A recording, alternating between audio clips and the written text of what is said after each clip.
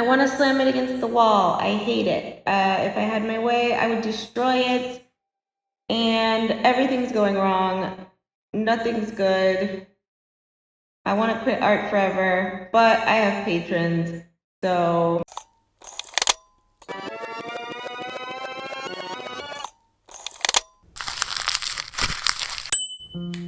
Hey guys, it's Miss Mini Life. Welcome back, and long time no see. Welcome for the first time if you're new. All of these supplies will be down in the description box, and I'll try to explain everything that I'm doing on screen, but I have gone through multiple versions of this thing and I get a little bit turned around, so please forgive me if I mess anything up. I started out by making a dodecagon and split it into 12 triangles. Then I extended the center length of each of the triangles by about 1/2 inch so that like all the triangles will meet and make a pyramid when they're glued together. Next, I cut out all of the pieces out of chipboard and glued them all together using super glue. And chipboard is a really interesting material. It's kind of right in the middle between cardstock paper and cardboard, but it's not corrugated, so it's not hollow inside, and it's a lot stronger in certain circumstances than just plain cardboard. Initially, when I tried to make this build, I made everything out of craft wood and there was literally no wiggle room. So if something was a little bit off, then pieces just didn't fit together right, and there was a lot of sanding, and it was not really the way to go. So I decided to switch over to chipboard, and that allowed me to do things like put in this ramp that I'm building here. I wanted all of the animals to go up and down, so I made a ramp for the poles to slide along, which later, not surprisingly, gets scrapped. But this is how I did it, since for most of the build, that's the system that I was using. I wanted to make everything by hand and do zero electronics in this build, so I created the turning system for the carousel out of 2 gears. And initially I thought you just like made 2 shapes and like made them look like they'd fit together and then they would just turn. But I discovered that a lot goes into making gears be very precise, and it was way too much for me. But I found a person who showed how to make really simple gears, and it's just like a circle and other circles. It's really hard to explain when I say it out loud, but you can see what I did here. I'll link their video down in the description box as well, so if you want to see how I did that, you can go ahead and watch their video and learn how to make some gears for yourself.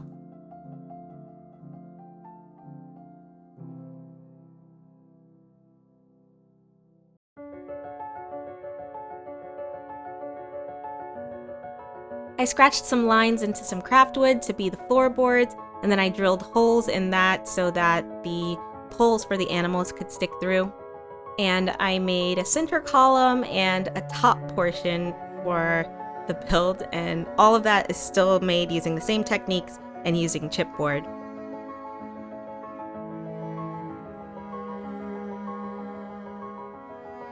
To make some decorations for the top of the carousel, I drew out very loosely and somewhat symmetrically some designs for what I wanted to mold, and then I sculpted those out of polymer clay and baked that in the oven.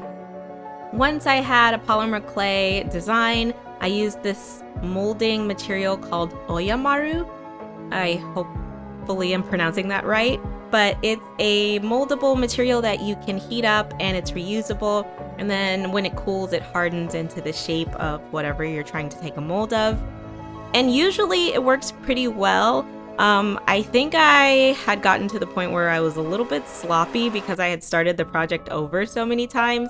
So the mold that I made was very wonky and had some cracks in it. And ultimately it ended up working for the antique feel that I was going for. This super awesome company called Resin sent me some products that I could try out, and one of them was actually a mold making kit, and it worked really well, but I used it before on a different version of this same project, and when I was doing this part of it, it didn't occur to me that I could use their products, So I ended up only using the UV resin, which also actually was really amazing. I did super thin layers with this, and usually it would still be kind of like sticky and wouldn't actually cure. But even though I did like paper thin layers, it still cured like completely hard. And it's a little bit thicker than the UV resins that I've used on other projects by other companies. So I'm giving them 3 thumbs up for the UV resin. And I will have a review for the mold making kit because I have a couple things to say. None of them are bad, but I just want to go over some things with you guys. I gave the project a coat of white spray primer to get everything set for me to paint it with acrylic paint. Then I set that aside and moved over to the most difficult part of the build that I struggled with, but also was the most fun, if I'm being honest, which was making all of the mini animals. In the earlier versions, I didn't realize that even though these were so small, they still needed an armature. So I struggled for a long time with them breaking. After I had completely finished them and was like ready to paint them, an arm or like a tail would just like crack off. So that happened to oodles of them. I can't tell you how many. I think I've probably done around 100 animals in total through all of the different versions of this project. But I finally started to really get the hang of it, and these are the animals that I ended up with for this carousel version. And they're all made out of super Sculpey polymer clay that I just followed the instruction on the packet to bake. I believe it's like 275. And I used some tinfoil to make an armature because I already went through trying to use wire, and this was the easiest way for me to do it. So here they all are. I love them. I think they turned out super cute. And the nice thing about the tinfoil was that I could actually drill through it with my Dremel after they were already baked, which also was good because I had problems before trying to put holes in them. So I had issues pretty much every step of the way. Now I'm painting them with acrylic paint. I loosely painted everything. I just like kind of made each part of the animal one color, and then I went over the entire thing with a wash of white paint. And I'm not sure why I decided to do that, but I really like how it turned out. It made them look like they were carved out of stone or something. So although the UV resin turned out great for the top of the carousel, for the rest of the carousel I decided to go with texture paste just because I was running out of time, and also I was running out of cares in the world to give. So I drew out some designs and then made stencils, and this plastic is actually just from some dividers for a notebook that I recycled into being stencils. And then I cut out these designs using an X-Acto knife, and I made some texture paste to go over the carousel with. I make texture paste from scratch, and there are many different recipes on how to make different texture pastes all over the internet that you can just Google.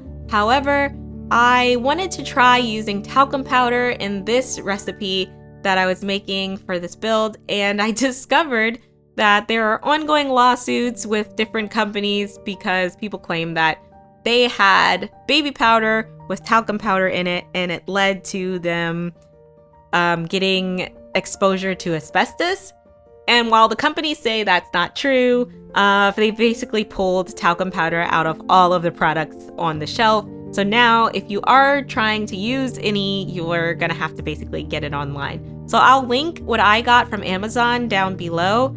And to me, it did make a difference in the texture paste, so I think it's worth it. But just use caution if you decide to use it. Wear a mask, wear gloves, and try to use your common sense when working with the product.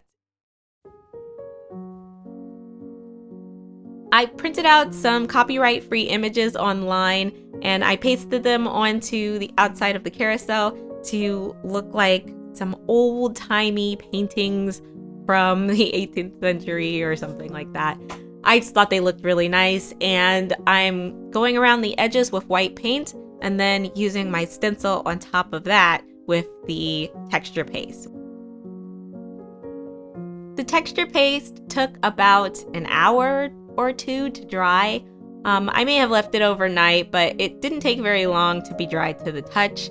And then I went in with those cutouts and started gluing them in place, and I used a wet paintbrush to kind of smush them down and mess up the edges so that it looked like it was a worn down painting and was part of the initial design of the carousel.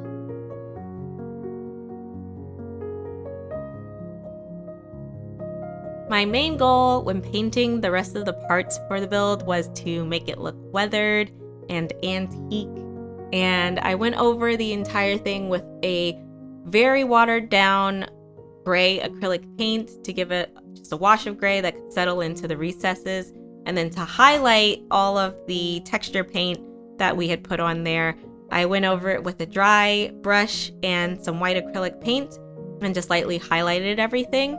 I'm using a Prismacolor marker on the floor and on the sticks that I'm putting in to hold up the animals. And I used some pre-made furniture buttons that are little wooden round half circles to go on the bottom of the sticks to help them glide around the ring. But then I discovered that I had a problem. The top of the carousel kept tipping in different directions. So to fix that, I made some cardboard discs to make the base wider so that it would have less ability to tip over. And then I also put in some wooden tabs around the side to give it a little bit more stability. And the animals kept spinning around in their circles, so I added in these little stops out of chipboard on top so that they wouldn't be able to spin. And then I got rid of that entire little ramp that I made in the beginning that I was telling you guys didn't actually work out, and I made just individual ramps that are a lot smaller, and it seemed like those were easier for it to go up and down, and those in the end worked out a lot better. Next, I painted the top of the carousel with acrylic paint and did some more weathering effects on it using this sponge. Then I had to assemble this thing in a very specific order because certain things had to be glued at certain times or it wouldn't fit together properly. Like I had to make sure the animals were on before I glued the top part or I wouldn't be able to get the animals on. So that was a whole little gymnastic routine that I had to pull off mentally. But in the end, I figured everything out, and I did change the little smaller gear because I made one that I thought fit better.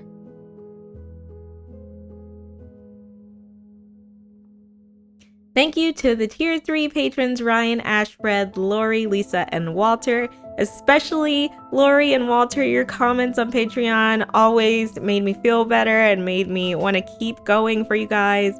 I also wanted to shout out anyone who became a patron from any time since the beginning of the year until now. I wish this video could have come out sooner for you guys, but I really appreciate your support. So after all of that, finally, does it spin? Sort of. It's a little bit janky and rickety, but I actually really think that's cute that it's so jittery.